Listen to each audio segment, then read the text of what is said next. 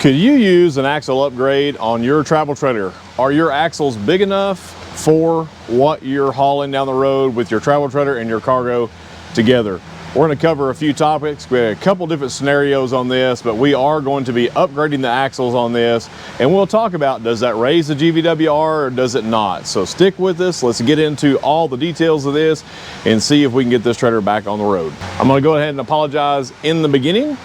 It is going to be loud. This is a normal work day. There's a lot going on. We have a shop full. It's hot, so we have fans rolling and just lots going on. What we're going to do on this here today, this has two 3,500-pound axles. So it's 7,000 pounds worth of axles.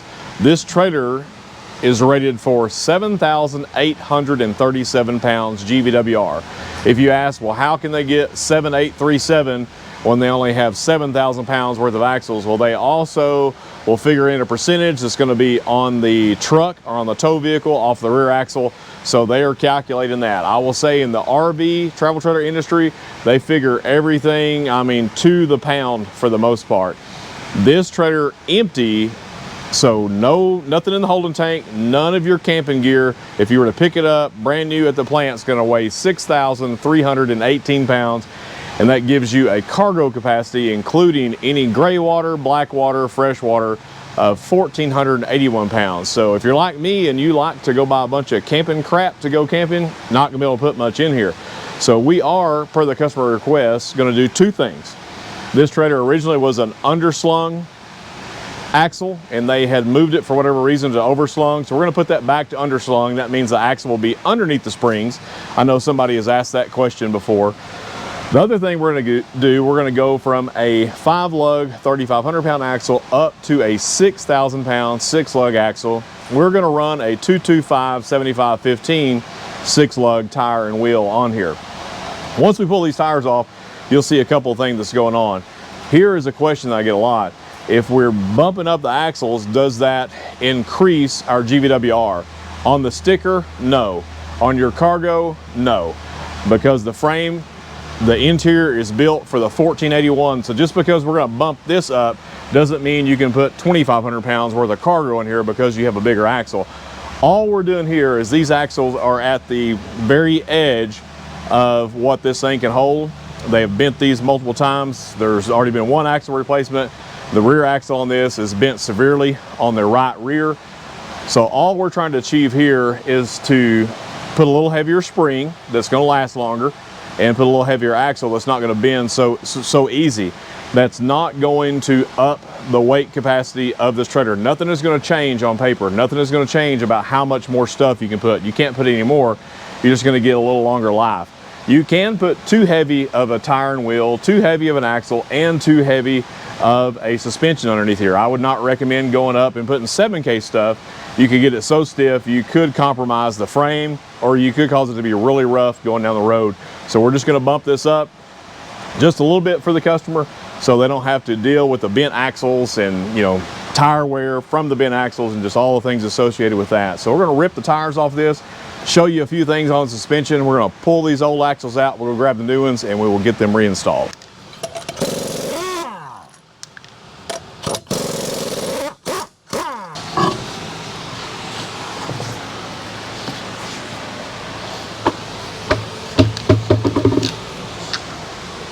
So one thing I'm going to show you, we'll zoom the camera into here, just in case you ever see this.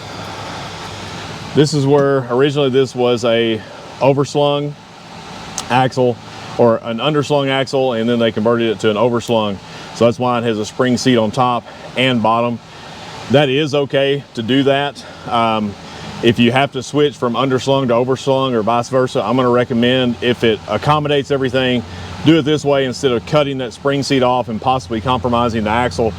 The problem with this is this spring seat's a little taller than the one on the rear, and also due to the wear of the springs, these, you can't tell it now if you see the arch, but under load these springs were pretty flat, and you can see right here, if we can bend the camera down, the frame has been hit multiple times and it's bent. Let me see if we can get a little undershot right here. I don't know if you can see that there, but it's been on both sides where the axle's been contacting. So that could happen there. Something else to note on a lot of the travel trailers and utility trailers, they're going to come with a bolt that's shouldered. You'll see that here in a minute. So it's going to use a smaller nut. This is going to be 11/16 nut. So this bolt is shouldered, so the threads are smaller, and that keeps you from over tightening it.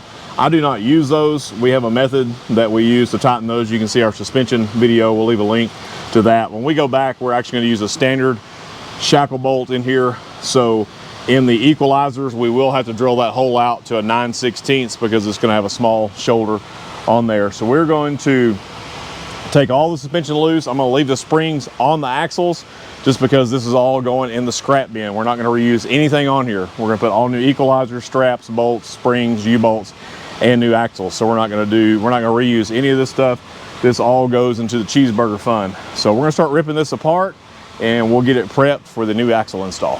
So a couple of important steps before you get ready to drop this. You're going to want to support both axles. I have a floor jack underneath the rear and the front, right in the center, so it'll be pretty much balanced. So when we remove both sides of the suspension, we can lower that to the ground safely and slowly.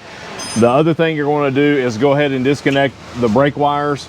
We're just going to cut them off short behind the backing plate, and we will clean up this wiring before, when we do the reinstall.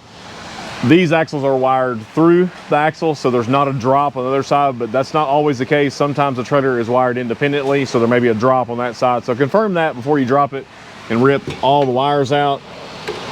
So now that we have the axle supported, have the brake wires cut, we're going to remove all the suspension bolts. We'll go repeat the same process on the other side, and then we will let this down and we'll prep the new axles to go on.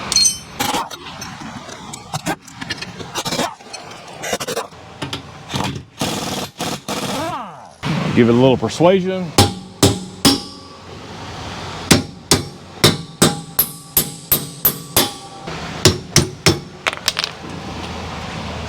And if those are stuck in there, you can use a punch to drive those out. You can also just go to remove the other one.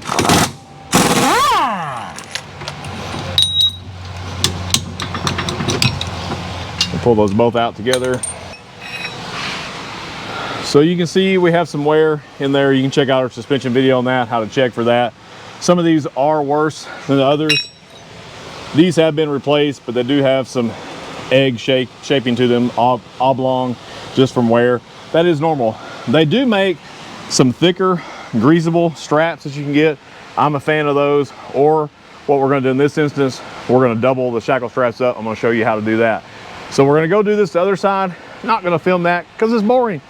And we're going to drop the axles, and then we'll get the new ones prepped and ready to go on.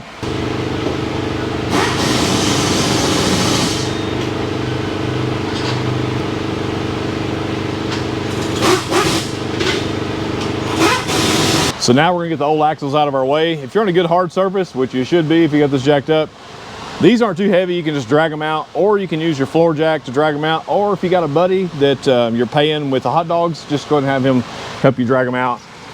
Get all your stuff, get it out of the way. If you're replacing these and you don't have them yet, don't go toss these in the scrap bin.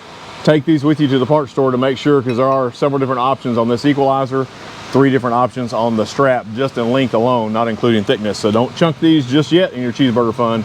Just make sure you have these to get the correct replacements. So we'll get these drug out. While y'all weren't looking, we went ahead and snuck the axles underneath the trailer. I'm gonna go over a couple things before we start tightening all the suspension down. I'm not gonna cover every little detail on that. If you wanna see a video on that, we do have a suspension video.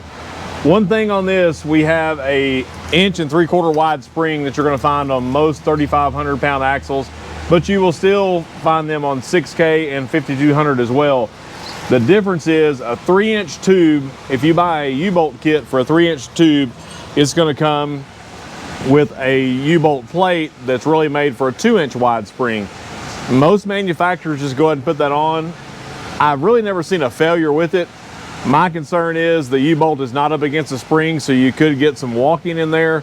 So even though we use the standard 3-inch axle tube U-bolt kit, we do keep a retrofit plate that is still made for the 3-inch U-bolt, but it has a narrower width for the spring. So we discard this one, we install this U-bolt kit so the springs are right up against the axle, and we get the camera in there, you can see it doesn't have a gap. It's not much Probably doesn't make a difference, but it helps me sleep at night, so that's what we do. The other thing we're going to do on this, instead of using the standard 3-inch bolt that you would use on an 1 3/4 spring, we're going to use a bolt that's 3.5 inches long that you'd use on a 2-inch. So that may be a little confusing, but here's why. So standard setup, you're going to use 1 shackle strap, and most of the time that's going to last you a while, but these may get on some rough conditions. They may be going across the country. So we're going to beef that up. We're going to double stack our shackle straps on both sides. We're going to do it like that, so it takes a longer bolt in order to achieve that, to get the nut on there correctly. So we're going to double stack our shackle straps just to give this longer lifespan down the road. You can also, like I said earlier, you can buy these a little harder to find, that you can buy them that are already this thick. Some of them come with greasable bolts. If you grease your suspension, buy the greasable bolts. If you're like most people and don't grease your suspension, just buy a regular bolt in there. They do have a nylon bushing, but that will wear out eventually. Whether you grease it or not, it's still gonna wear out. So that's really the only thing we're gonna do there. So we're gonna go ahead and button up the suspension on this side, get the other side done, and then we will put the tires on it. One thing you can notice, we do have the axles with the spring on top now. So originally the axle set on top of the spring. Now the spring sets on top of the axle. This is going to make this trailer taller. It's going to give it some more road clearance. This is the way this trailer was originally, is what our customer said, so they asked to go back to this route. We see it both ways. You know, sometimes you need that extra ground clearance. If you don't need the ground clearance, then I wouldn't go to the trouble. I would leave the axles up just so it's not so tall on the road. But you have to be careful with your holding tank, your discharge tubes, anything you have hanging down, your stabilizer jacks. With it, the axle over the spring, those are pretty low to the ground, and you can drag them off or knock them off. So it's just whatever works best for you, wherever you're going to be traveling, whatever type of campground you're going to be staying in. So I'm going to shut up now. We're going to get to putting the suspension on this, get it tightened up and get some wheels on it and get this out of the shop because it's hot and I'm ready to be done. So like I said, since we're doubling up here on the shackle straps, we have to use a 3.5-inch bolt. But where it goes through the hanger, this is an 1 3/4 inch. So we're going to use the standard 3-inch bolts for that.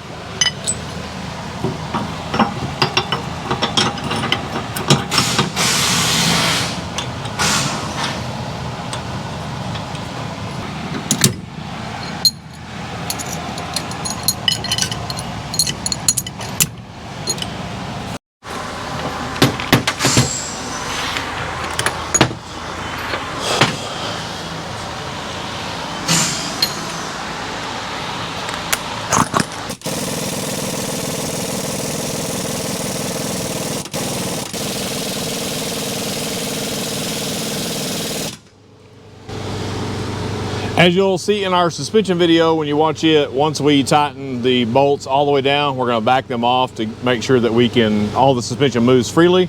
So it's okay to get them good and tight so we seat that head, but just remember to back them off a little bit. You can do that with a wrench, or if you've done enough, you can do it with the impact, just back them off just a little bit.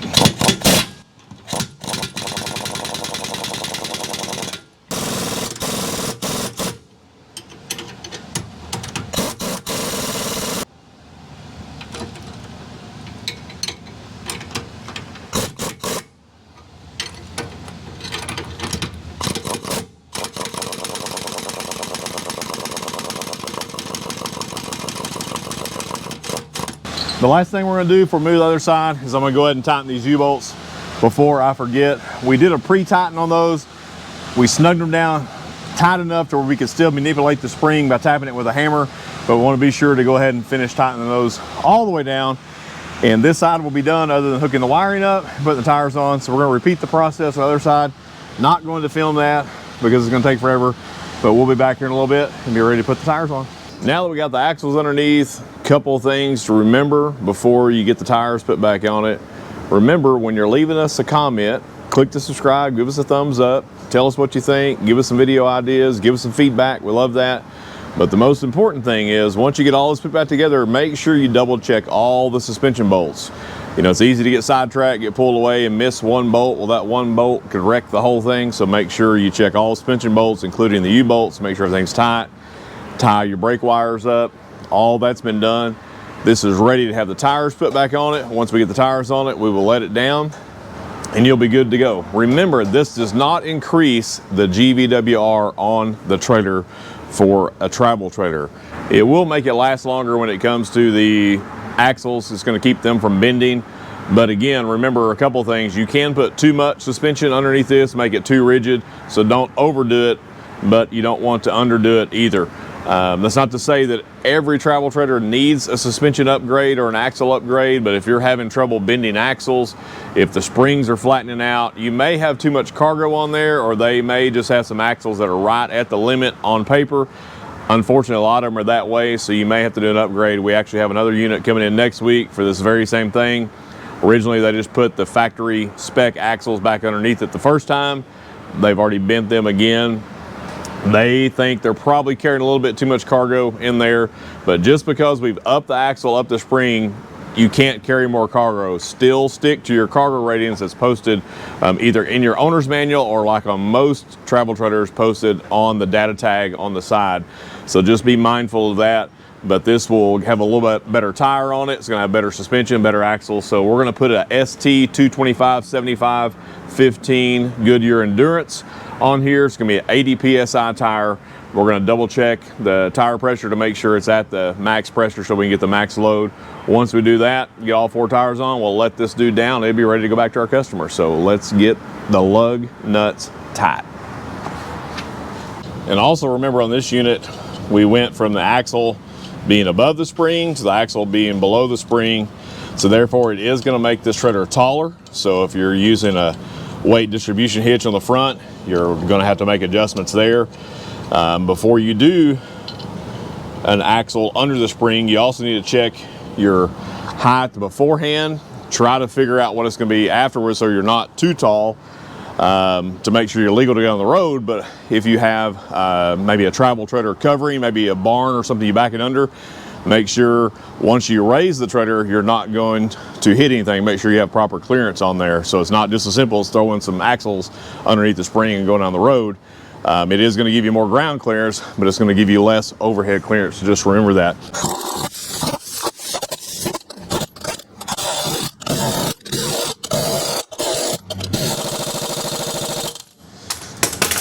And that's all she wrote. We're going to put the other 3 tires on. We're going to let this dude down, get it out of the shop, and move on to the next one. So leave us a comment, and we'll see you on the next one.